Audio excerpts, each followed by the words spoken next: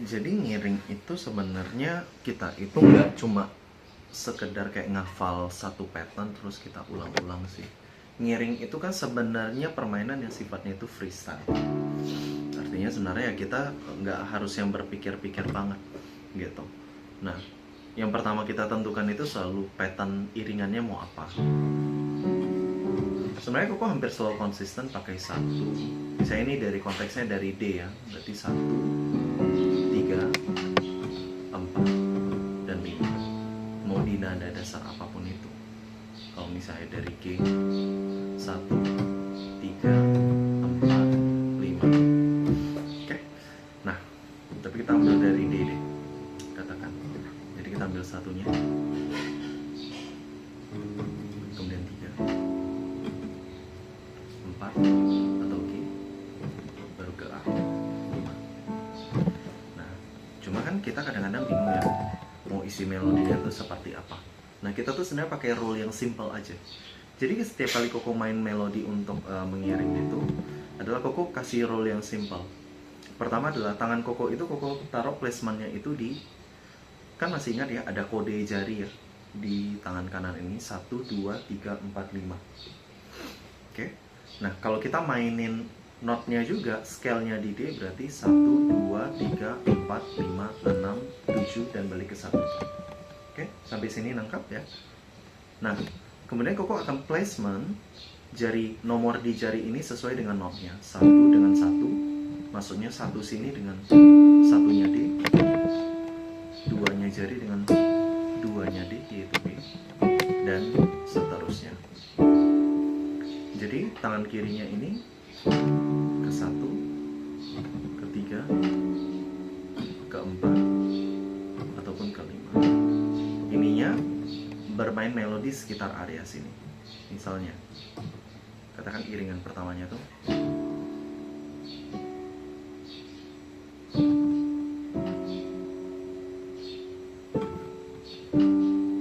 jadi ini bahkan nggak gerak kemana-mana.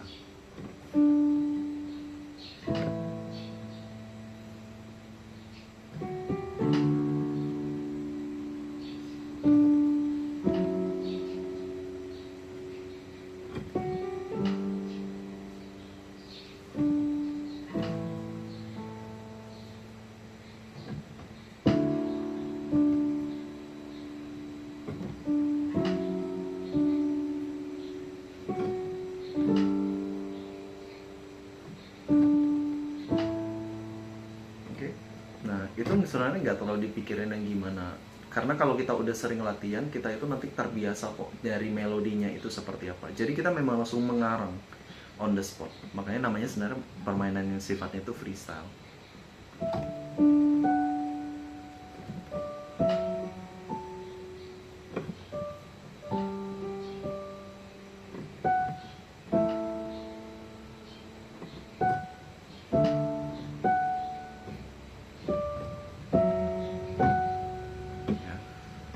Tapi prinsipnya adalah tangan kanan ini nggak lari dari 1, 2, 3, 4, 5-nya. Oke, itu form yang pertama. Kemudian form yang kedua adalah membentuk, tadi kan di sini 1, 2, 3, 4, 5. Dan kita pakai prinsip mulai dari solnya D. Berarti kan do, re, mi, fa, sol. Do, re, mi, fa, sol. Kemudian mainkan dari sol. Sol, la, si, do, re. Jadi sama, mainin.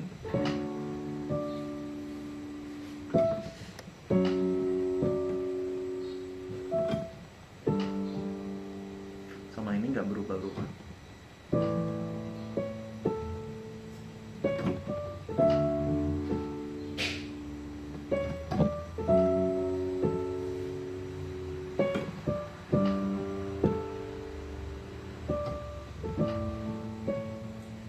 Merasa udah gitu-gitu aja melodinya, ganti form yang pertama.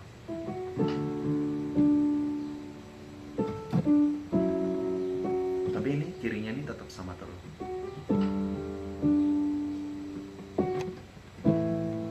Betul ya?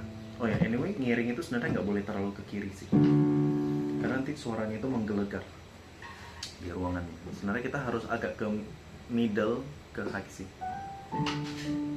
Jadi karakter suaranya tipis, nggak terlalu mengganggu suara pembicara.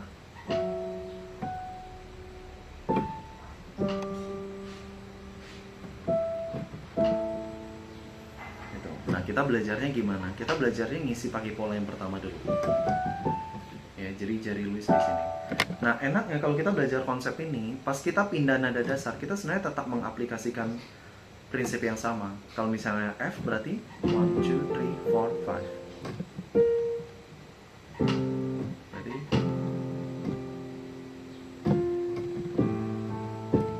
keempat.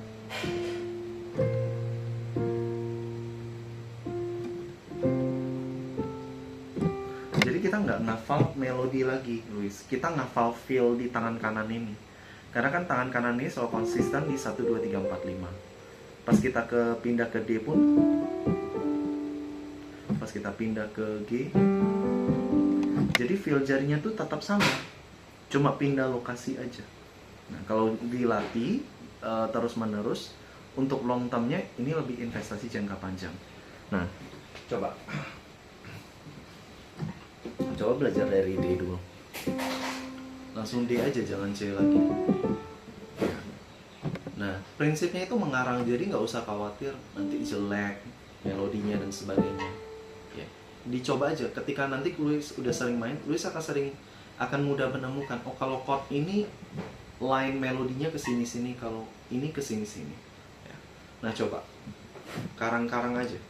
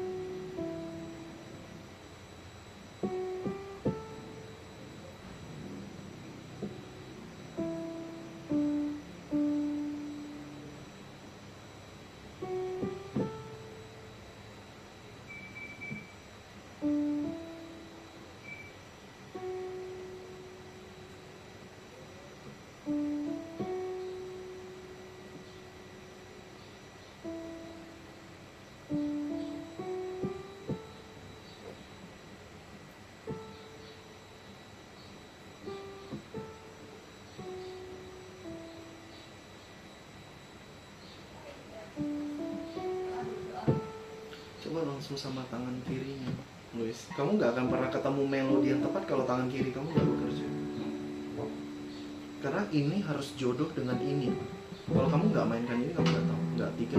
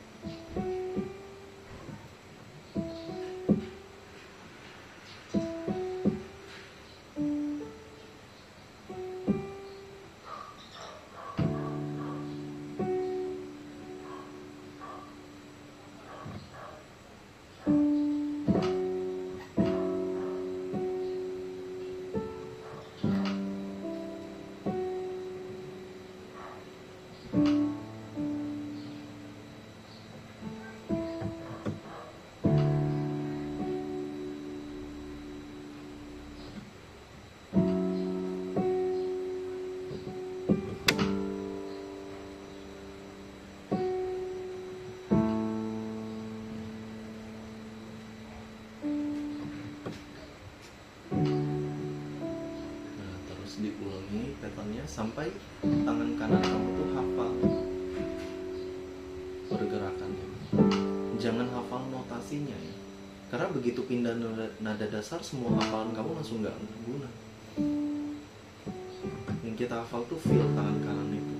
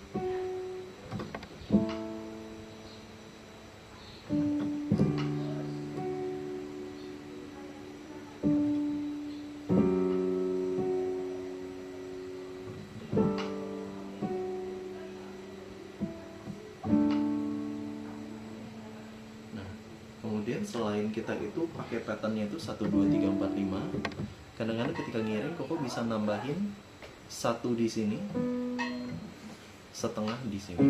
Misalnya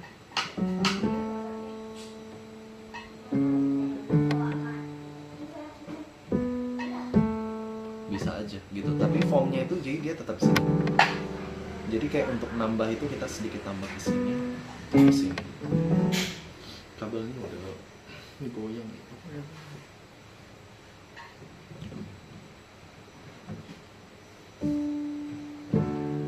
Coba belajar nambahin setengah dari satunya kita kurang, atau 1 di sini ekstensi.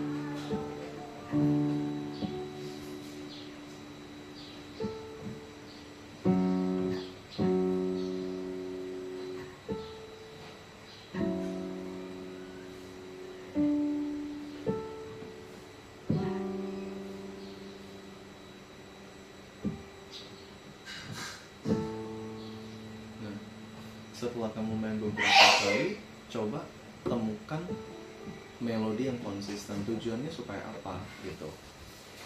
Supaya kalau terlalu random juga nanti kamu nggak punya satu hafalan yang fix. Sebenarnya kita itu bisa freestyle itu setelah kita itu punya beberapa template melodi 1, 2, 3, 4 dan seterusnya, itu baru kemudian ketika kita bermain kita bisa mengkombinasikan template ini, merotasikannya dengan baik. Nah sebenarnya dari sana skill freestyle itu dibangun ya. Nah kemudian nextnya coba belajar untuk misalnya udah ngiring di sana kan, dan coba agak lebih tinggi lagi, pindah ke oktav. Nah coba belajar. Tangan kirinya juga ikut.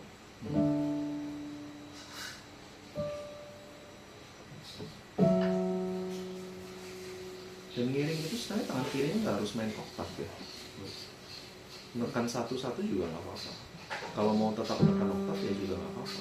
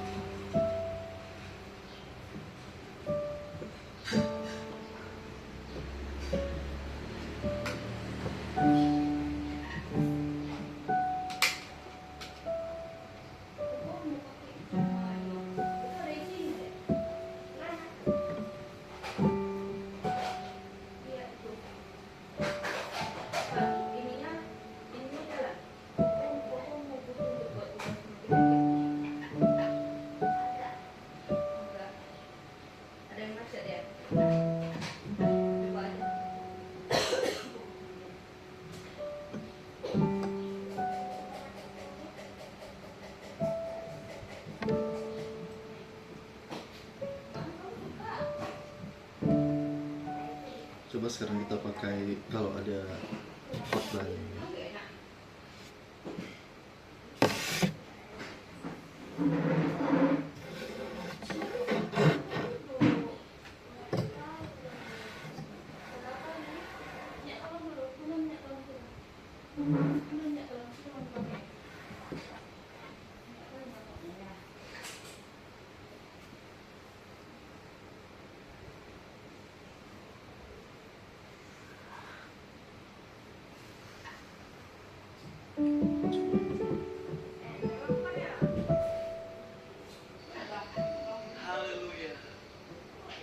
Coba ini dari doa. Terima kasih kami bisa sekali lagi datang di tempat ini, bertemu dengan Engkau, puji meninggikan namamu, dan biarlah hatimu disenangkan oleh setiap pujian penyembahan kami. Dan sebentar kami mau siapkan hati kami ya Tuhan, ketika kami mendengarkan firman-Mu. Biarlah firman-Mu itu boleh memberkati dan bahkan mengubahkan setiap kehidupan kami. Keluarga kita Allah yang dikasihi oleh Engkau. Terima kasih Bapak, terima kasih Yesus. Kami mau siapkan di dalam nama Tuhan Yesus Kristus. Kami mengucap syukur. Haleluya. Amin. Silakan duduk Bapak Ibu Saudara. Shalom. Oke, nge-swell itu gimana sih kalau di piano? Nge-swell itu seperti ini. Nge-swell yang nggak boleh itu kita itu misalnya main di sini terus kita cuma karena kasar ya kan. Sebenarnya kalau piano itu kan alat musik melodis, jadi kita broken misalnya amin, kita broken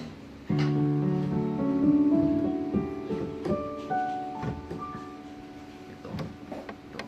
Kalau mau lebih meriah ya memang bikin lebih cepat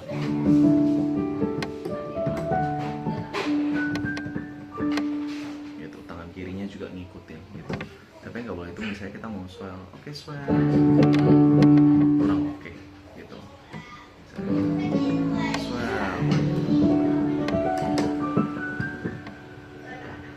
Kita bisa bikin arpeggionya. Amin.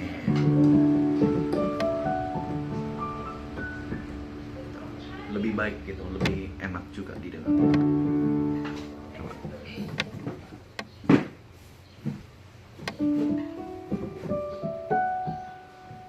Nggak, jangan diva.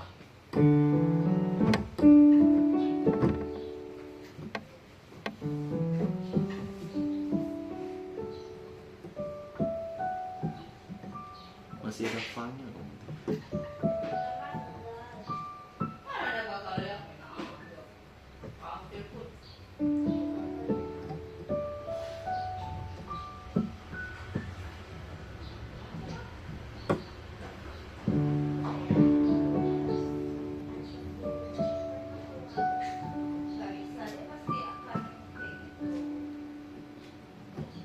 Nah, itu bisa dilatih pakai metronom, dia lambat kan. Deng, deng, deng, deng, deng, deng, deng. Dia kan berarti bam bam bam bam bam bam bam bam bam bam bam bam bam bam bam bam. Nah, makin lama makin cepetin. Sampai habis. Oke, coba lanjut ngiringnya. Sebelum kita mendengarkan kepada firman Tuhan, mari kita saksikan seorang anak, ujungnya berujung kepada apa, Bapak Ibu Saudara? Ujungnya adalah kepada keturunan yang ilahi, menghasilkan keturunan yang ilahi. Katakan bersama-sama 1, 2, 3, menghasilkan keturunan ilahi. Di dalam Mazmur pasal 127 ayat yang ketiga berkata begini, ya, Mazmur 127 ayat yang ketiga berkata, sesungguhnya anak-anak lelaki adalah milik pusaka daripada Tuhan, dan buah kandungan adalah suatu upah. Ya, jadi ketika di dalam pernikahan dikarunia anak, itu adalah sebuah upah dari Tuhan. Nah, dari dua ayat yang barusan saya bacakan untuk saudara dan kita baca bersama-sama, kita tahu bahwa anak adalah sebuah kasih karunia dan kepercayaan Tuhan bagi sebuah pernikahan, Bapak Ibu Saudara. Saya katakan ulang, anak adalah sebuah kasih karunia dan kepercayaan Tuhan bagi sebuah pernikahan. Kalau kita tahu ini adalah sebuah kepercayaan, maka daripada itu kita sebagai orang tua perlu menaruh perhatian kita yang lebih kepada anak kita. Jujur, kalau kita mungkin awal-awal waktu berpacaran, ketika membangun sebuah hubungan, kita mungkin fokusnya gimana ceritanya nanti kita menikah. Ya, itu fokusnya. Tetapi setelah menikah, fokus kita adalah bagi yang bapak-bapak, bagi yang suami-suami, fokusnya sudah pindah. Fokusnya gimana ceritanya pekerjaan, karir lebih oke lagi, supaya apa? Supaya untuk memenuhi atau mencukupi kebutuhan keluarga. Oke. Nah, yang ibu-ibu, yang istri mungkin sudah akhirnya bisa hamil 2 bulan, fokusnya beda. Fokusnya mungkin sudah fokus bagaimana kesehatan janinnya, makan makanan yang bergizi, dan akhirnya lahirlah si bayi tersebut. Ya, 1 tahun, 2 tahun bayi tersebut, anak tersebut bertumbuh. Nah, fokus perhatian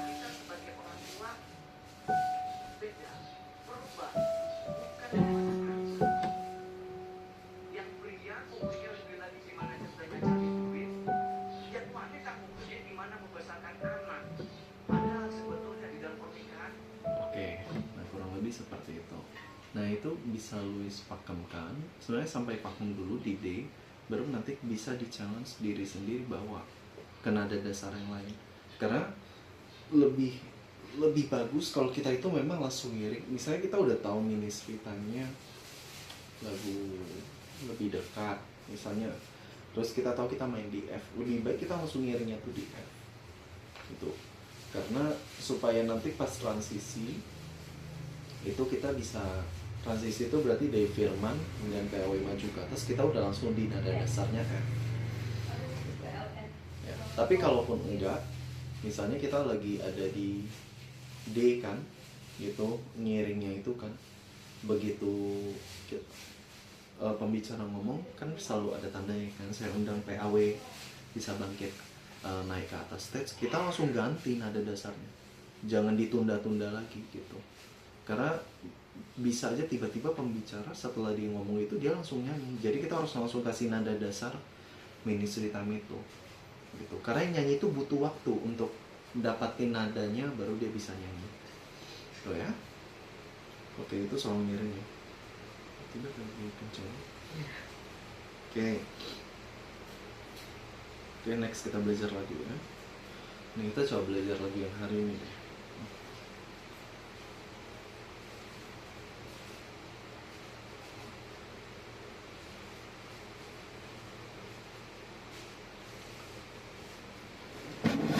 Kita belajar lagu yang right now.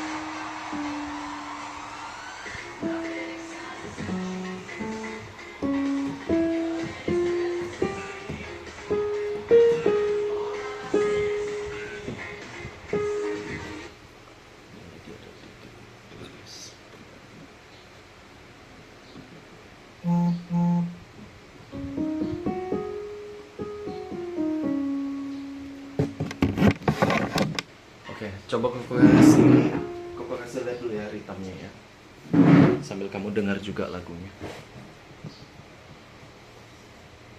Ini perhatiin ya, dia banyak aksen soalnya di lagunya.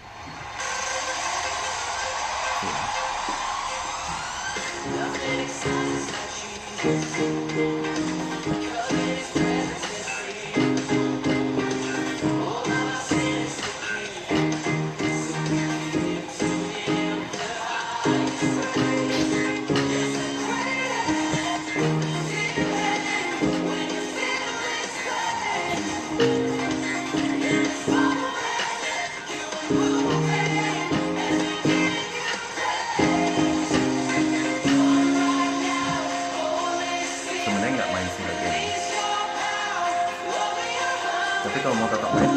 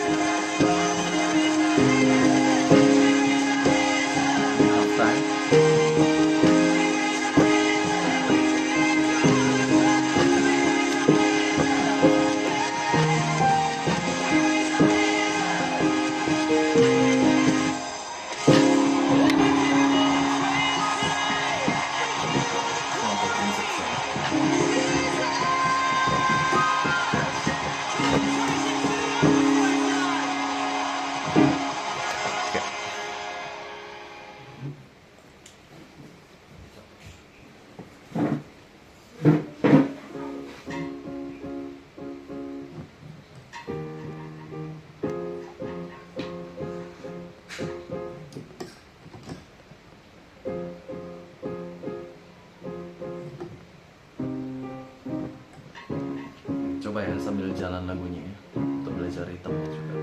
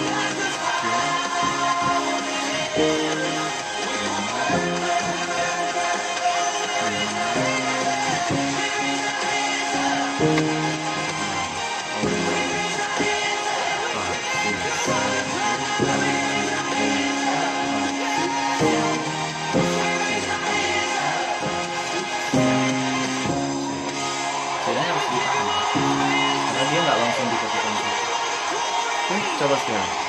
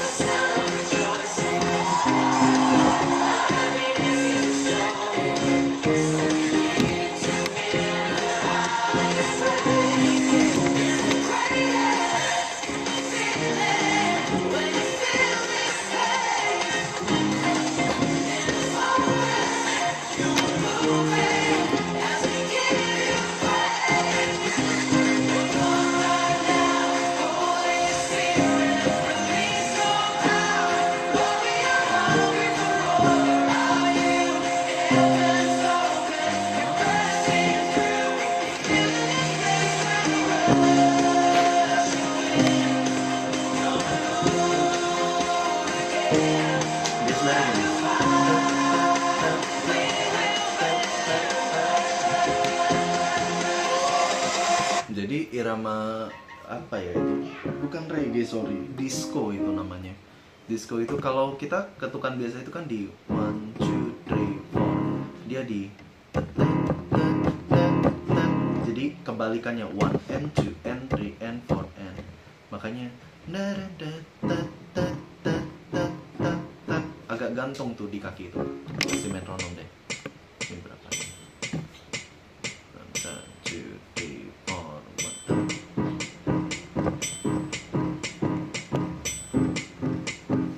Beda sama ini loh. 3, 4.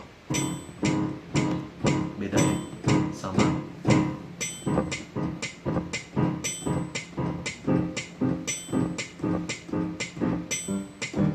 Ya, agak susah tuh sebenarnya karena tangannya gantung tuh. Tapi nggak apa-apa deh, belajar dulu.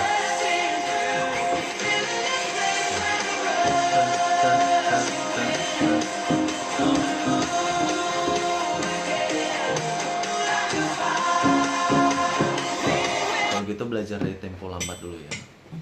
Kita pakai 70 dulu. 2, 3, 4. Ta, ta, ta, ta, ta, ta, ta.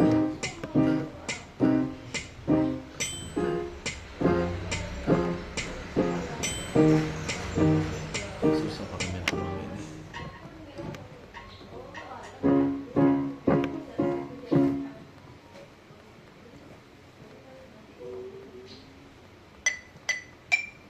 Three, 4. Ta, ta, ta. Dia nggak gitu.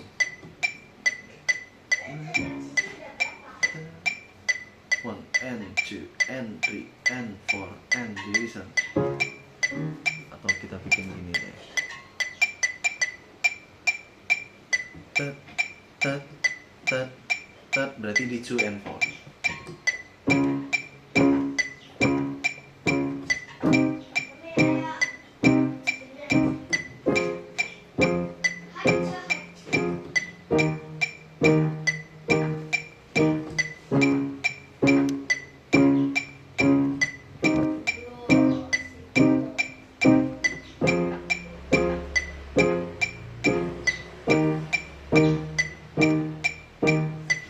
Itu 140 ya. Kita naikkan ke tangan 150.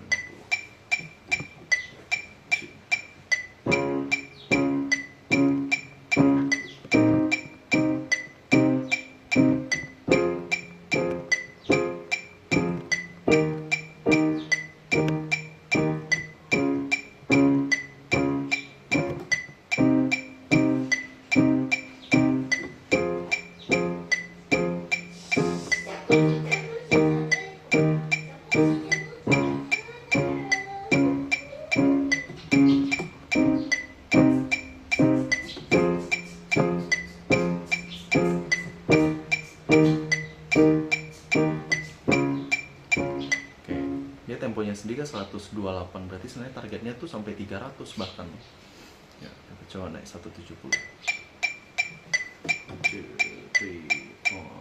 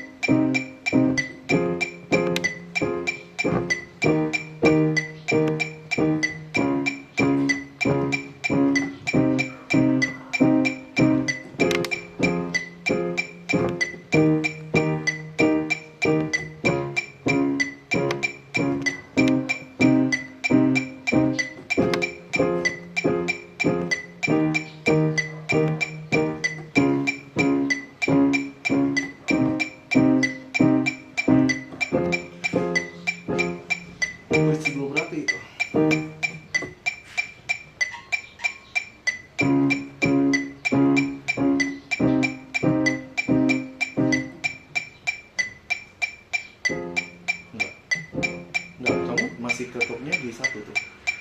1, 2, 3, 4. Nah itu ketukan satu. 1, 2, 3, 4.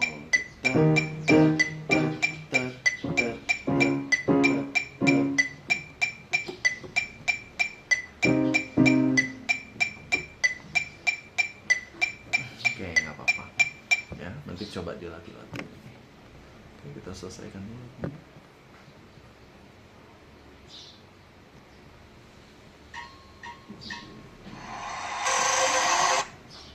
Kalian deh ya dari awal saja.